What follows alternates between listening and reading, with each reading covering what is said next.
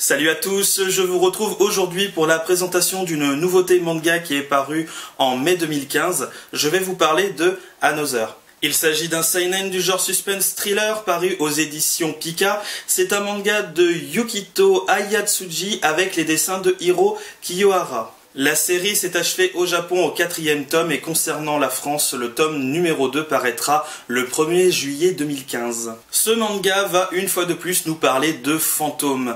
Il s'est passé un événement avant, je dirais, le début de cette histoire, c'est-à-dire qu'en 1972, la jeune Misaki, qui était une élève extrêmement populaire au sein de son collège, va brutalement disparaître, elle va avoir un accident et elle va perdre la vie. Suite à cela, les élèves de sa classe, qui sont donc les élèves de 3e 3, vont faire comme si elle n'avait pas disparu et comme si elle était toujours là. Et à la fin de l'année, lors de la photo de classe, eh bien, le fantôme de Misaki apparaîtra dans la photo. Mais l'histoire va bien entendu se centrer sur le jeune Kochi, donc ça va se passer 26 ans après, je dirais, ces événements un petit peu tragiques qui se sont passés pour la jeune Misaki. Et ce jeune homme va se retrouver donc dans ce même collège, dans cette même classe.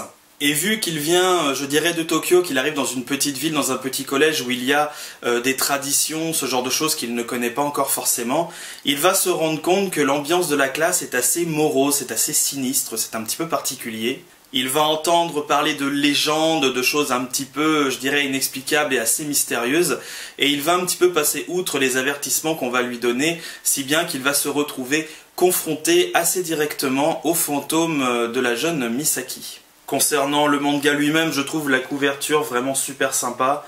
La 4e de couverture est comme ceci, le dos reste assez sobre. À l'intérieur, nous découvrons plusieurs pages en papier glacé, mais je vous montre surtout celle-ci que je trouve absolument sublime. Au niveau du chara-design, il est vraiment très bien détaillé. Le côté un petit peu sombre et un petit peu, je dirais, suspense, légèrement horreur, si je puis dire, au niveau du manga est parfaitement retransmis. Personnellement, j'attendais ce manga avec impatience, vu que je suis évidemment fan de Dusk Maiden of Amnesia, donc je me suis dit, une autre histoire un petit peu de fantôme sur un registre, je dirais, assez différent, ça peut être quelque chose de très intéressant à découvrir, et je dois bien vous avouer que j'ai été totalement convaincu par ce premier tome. Alors il y a certes 2-3 petites choses que je trouve assez incohérentes, donc je vais vous en parler un petit peu tout de même. Je trouve ça assez étrange qu'on ait je dirais, un nouvel élève qui arrive donc dans un collège qu'il ne connaît pas, dans une ville qu'il ne connaît pas, sur laquelle tout le monde sait qu'il se passe quelque chose, tout le monde sait qu'il y a, je dirais, certaines actions à ne pas faire, donc évidemment je fais tout pour ne pas vous spoiler.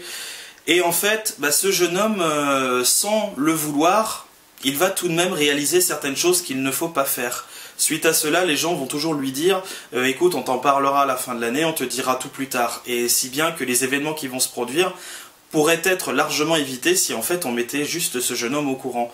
Donc je trouve des fois que c'est un petit peu incohérent, mais mine de rien, ça lance totalement l'histoire et c'est également, je dirais, l'attraction phare de ce manga. Si je devais mettre une note pour ce tout premier tome, je mettrais la note de 16. Je trouve l'histoire extrêmement prometteuse. Je pense qu'il y a beaucoup de choses à développer sur le fantôme de Misaki ou alors sur le personnage de Koichi qui a l'air très très intéressant. Cependant, petit bémol, il s'agit tout de même d'une série qui se compose uniquement de 4 tomes.